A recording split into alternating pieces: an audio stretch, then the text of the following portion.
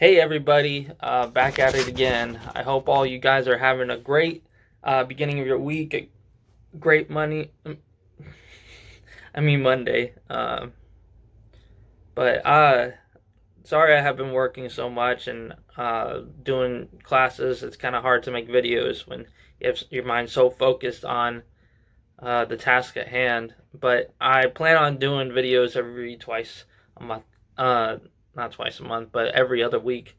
Hopefully, I'm talking to a few friends of mine and students around campus, and hopefully, we'll be getting more people than just me speaking on this thing. But I've been taking a class called Roman and Galatians, and it's been teaching me a lot about being a Christian and uh, being an actual follower of Christ and being Christ-like. And one thing that was kind of uh, that inspired me, that God gave me, was the word authentic. Uh, and I've been meaning to speak on something similar to this, and it's just I just I'm finally getting to it. So the word authentic means of undisputed origin or genuine, something that is real.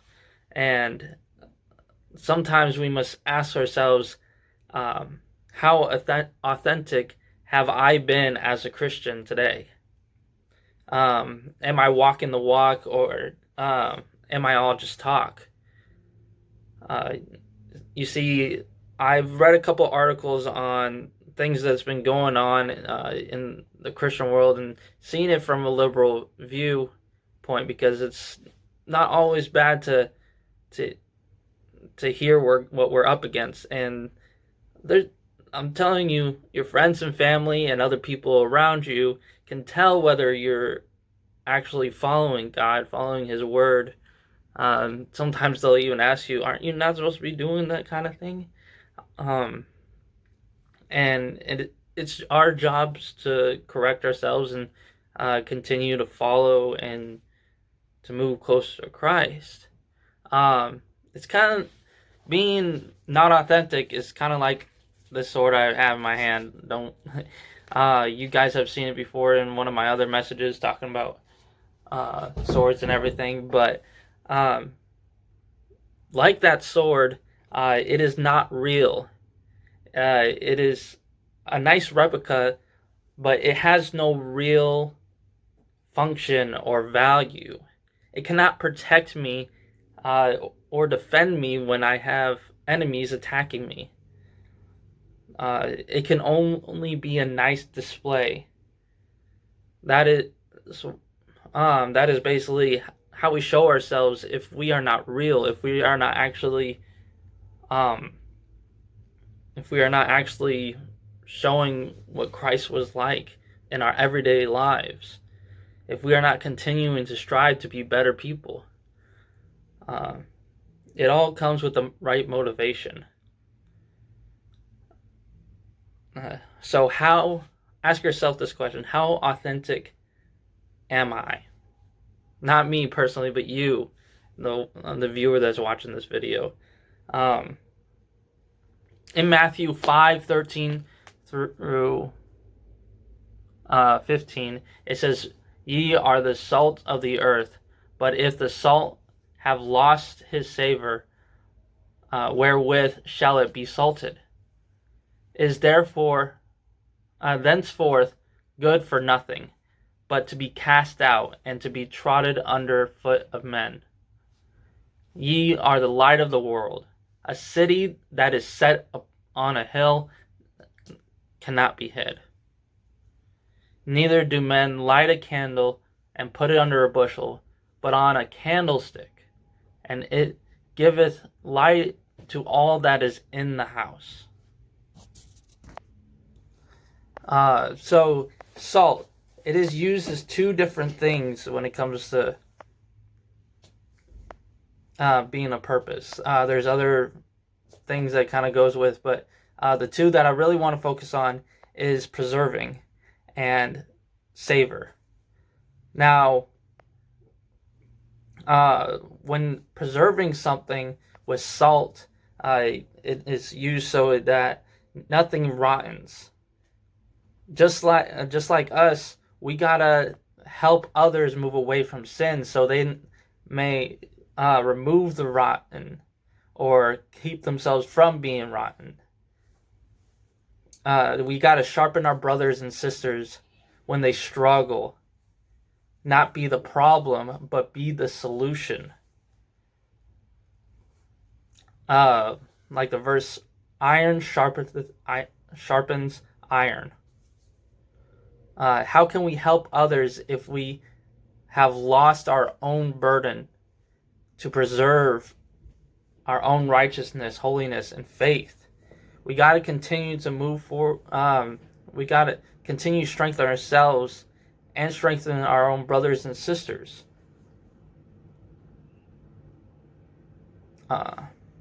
Now, our savor, or what I like to call flavor, we are meant to make things better. We can't be putting, like salt, if you put too much salt on something and eat it, it can become nasty. A bad taste in your mouth. We cannot be bringing negativity and hate in other people's lives. And what's funny is a lot of people go out and see us as the people who hate everybody in the world, and that we cause so much destruction.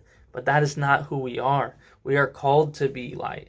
We are called to be something that brings people to hope. That helps others obtain peace. How can we show people another way to live if we just act the way that the world does? Showing them that they can do whatever they want and that there's no consequences is a terrible thing to do. That's what we like to call light doctrine. It's something that isn't true. It brings it lighter so that others may listen. But we must teach the full doctrine, not just something that is small. Now we are also called to be light unto the world. If we look at what light is compared to darkness, all we see as darkness is the absence of light. So if we were to turn off the lights, let's see if I can do this depending on how dark it can get in here.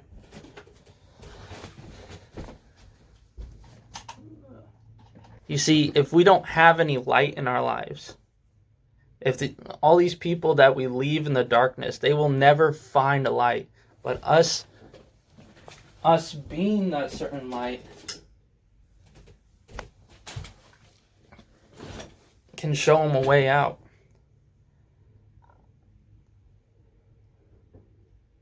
When we accept the call of God to be saved, we are taking that light that guides us and changes us and that lives in us, and we must show the world. You see, we cannot just keep it hidden, or it will dim. If you guys have a candle, which you probably should with your mothers, they probably have 100 candles sitting somewhere. But take a candle, light it, and then put the top on there. You know, the glass top that normally covers the candle. Put that on top of it and watch it dim. If there is no oxygen, if there is nothing that keeps it burning, how is it supposed to keep its light? You see, we show it through our obedience. The way we look, the way we talk, our actions. It all matters. You see, obedience is no good without a relationship with Him. When I talk about the way we look, it's through our modesty, not being a stumbling block for other people. The way we talk, we can't be cussing up a storm. We can't be speaking negative things. We can't be spreading hate. And our actions is when we're not sinning, we're not going out and drinking, doing drugs, partying. All the things that the world does. It all it is also through our testimony. You see, us being brought out of darkness can show others that there is a way to obtain peace, to have a purpose, to not go through depression, not being suicidal. When we're going through family problems, we can get through them, and that God can give us a purpose. We all know someone who's going through these things, who have relied on drugs, who have relied on alcohol, cutting, etc. That is why the third thing, we must continue being a friend. Continue showing compassion. The brighter you shine, the farther the reach. Like this room, it was dim before when I first turned on only one light. But if we all show our light, we can continue to spread the gospel, continue to show the light. But we have to study to show ourselves approved. How are you supposed to spread the gospel if you don't even know the words that it has in the Bible? How are you supposed to know how to improve your own self if you don't know what the words are in the Bible? How can you stay obedient if all you do is do what's in? If you just be obedient to what is in your head, you must not lean unto your own understanding, but you must trust in Him and read His word and do His word. You see, Judah was sent first. Not, yes, Judah means praise, but it also means they also were sent out because they were obedient, doing the right thing when no one else will. I know how it feels to be a teenager and a young adult, and to be pressured by the world, to be pressured by my own friends to go drinking, having fun, partying. But that just led me away. You see, we must help others when they are in need, because we must show them the same love that God gave us. It all makes a difference, and it only starts with you. You gotta make that move. You gotta take that attitude in your, have the right attitude and have the right heart, and go out and spread the gospel, and to be a good influence and be a good example to your friends and to your family if they're not in church. How effective and authentic do you want to be? I hope somebody learned something today, or it will help you strive to be a little bit, go a little bit farther out. And I hope you were truly fed today. Thank you, fellow disciples, and I hope you all have a great rest of your week. And if you ever have any questions, message me at the different social media, Instagram, Snapchat. By the way, if you haven't followed on Instagram, there is a certain page where I'll be posting all the notifications for these videos. And I hope you follow. And I'll be posting little stuff. I hope you all have a great rest of your week. I love you all. I'm praying for you all.